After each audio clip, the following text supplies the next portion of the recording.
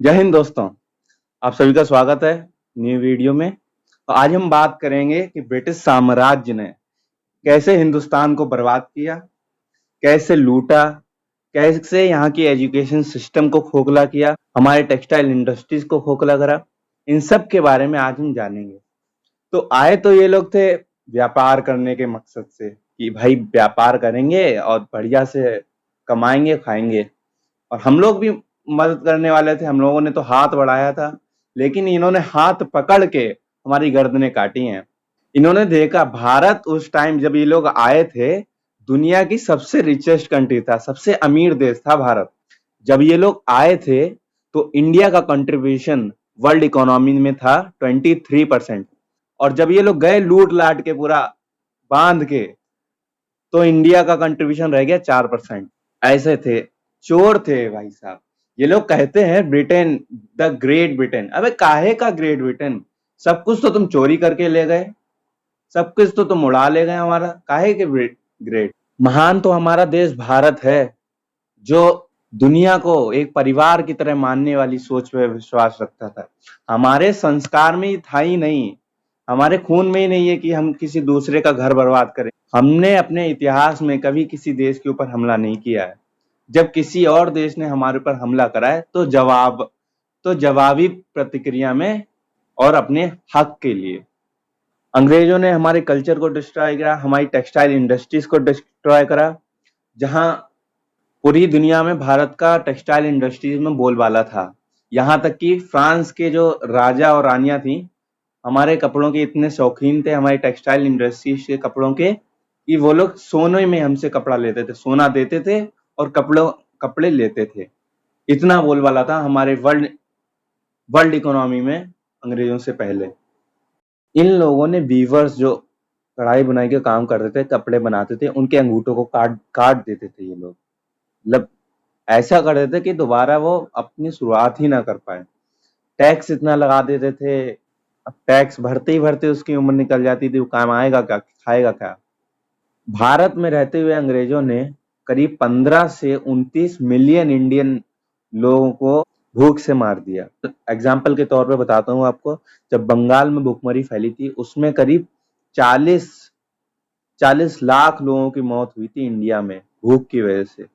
और कारण क्या था कि ब्रिटेन में स्टॉक करना था अनाज को। अनाज था वहां पहले से, लेकिन इमरजेंसी यूज के लिए अधिकारियों ने बोला अरे वहां इंडिया में क्या है, इंडिया में तो सब ऐसे ही लोग रहते हैं, कूड़ा कबाड़ है इंडिया में, तो भिखारी रहते हैं, है क्या वहां?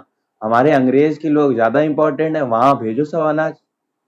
तो वहां अनाज की कमी नहीं थी, अनाज की कमी भारत में थी, लेकिन क्या था, रिजर्वेशन, इमरजेंसी के तौर पे स्टॉक करने के लिए अनाज को वहां भेजा गया।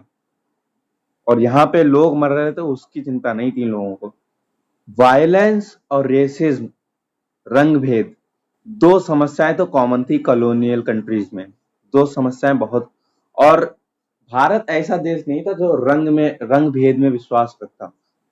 जब अंग्रेजों को देखा भारतीयों ने, तो उन लोगों ने मान लिया कि गोरा रंग ही श्रेष्ठ रंग है, श्रेष्ठ कलर है। आप लोगों को क्या लगता है, अंग्रेजों ने पहला विश्व युद्ध जीता, अंग्रेजों ने दूसरा युद्ध जीता, तो इंडिया का कोई कंट्रीब्यूशन नहीं रहा होगा? ये नहीं है, जबकि सबसे ज्यादा कंट्रीब्यूशन इंडिया का ही था। अगर भारत इन्वॉल्व नहीं होता विश्व युद्ध में, तो इन लोगों की हार तय थी। अंग्रेजों की 30% फोर्स इंडियन थी वर्ल्ड वॉर के दौरान, उन जिसमें से 54,000 लोगों की मौत हुई, 65,000 घायल हुए, और 4,000 का तो अता ही पता नहीं था इंडियंस का कि कहाँ गए युद्ध लड़ते लड़ते। इंडिया ने 100 मिलियन पाउंड की मदद करी थी उस टाइम वर्ल्ड वॉर के दौरान। 6,000 राइफल्स, शॉर्ट गन्स और कई मशीन गन्स यहाँ से गई ब्रिटेन में। करीब 42 मिलियन गारमेंट्स, कपड़े, और 1.3 मिलियन भारतीय सैनिकों ने वहां पे अपनी सर्विस दी वर्ल्ड वॉर 1 के दौरान।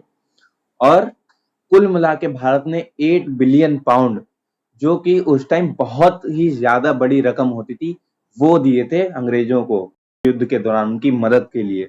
इतना पैसा गया था भारत को, और ये लोग बिल्कुल एहसान नहीं मानते हैं इस बात का। ब्रिटेन का द्वितीय विश्व युद्ध में 3 बिलियन का खर्चा आया था पूरे विश्व युद्ध में, जबकि भारत में उसमें से 1.25 मतलब कि आधा पैसा तो भारत की तरफ से ही गया था इनका विश्व युद्ध में, द्वितीय विश्व युद्ध में।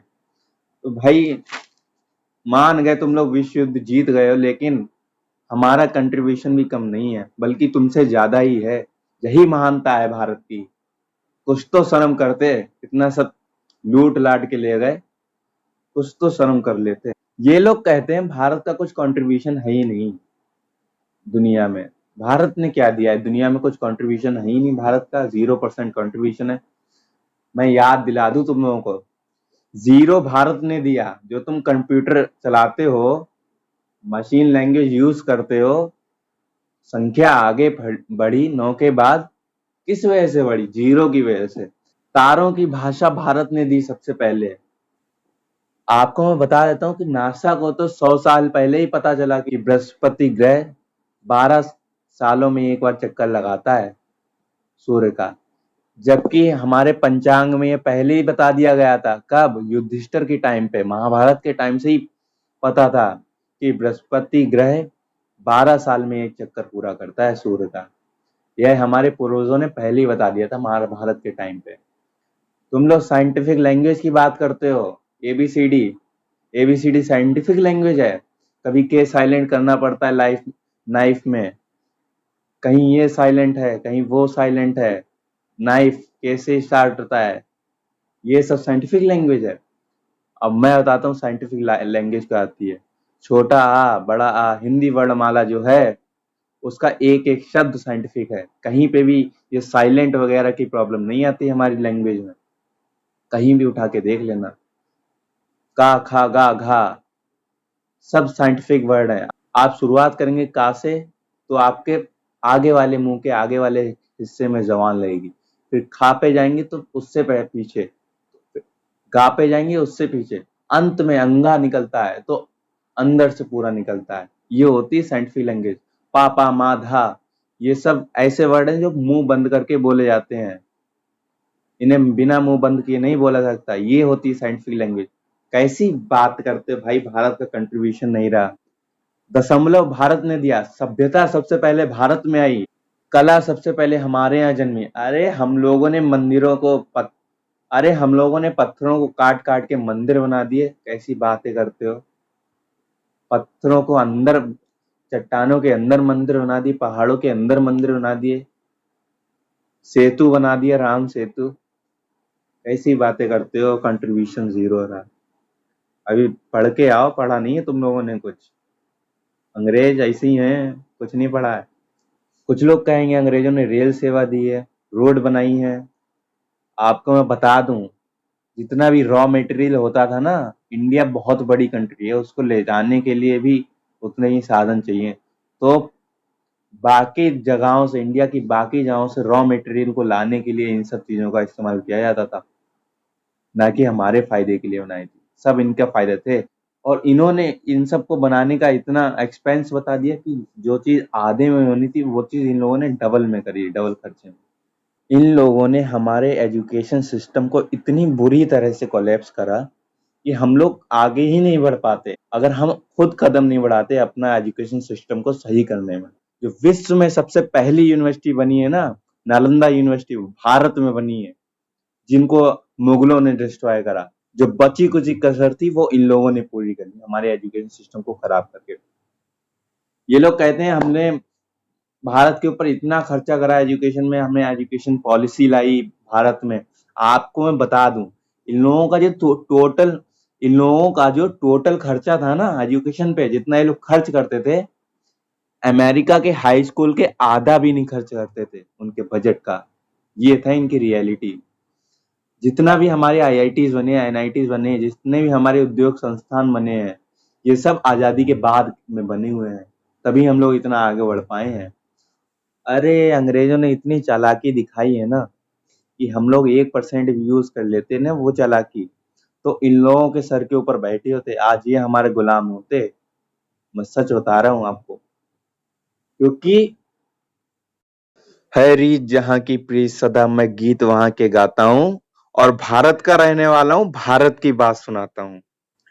हमारी रीत ही है प्रीत करना। हम किसी के ऊपर कैसे अत्याचार कर सकते हैं? सबको प्यार से रखते हैं, सबको प्यार से मानते हैं। हम उनमें से जानवरों में से नहीं है जो इनकी तरह सबका लूट लें, सबका घर बर्बाद कर दें। हम भारत से आते हैं, हम वसुधैव कुटुंबकम को मानते हैं। हमारे लिए संसार परिवार है, इसीलिए भारत महान है, इसीलिए हम भारत माता की जय बोलते हैं। जय हिंद, जय भारत। उस धरती पे मैंने जन्म लिया हो, उस धरती पे मैंने जन्म लिया, ये सोच के मैं इतराता हूँ। भारत का रहने वाला हूँ, भारत की बात सुनाता हूँ।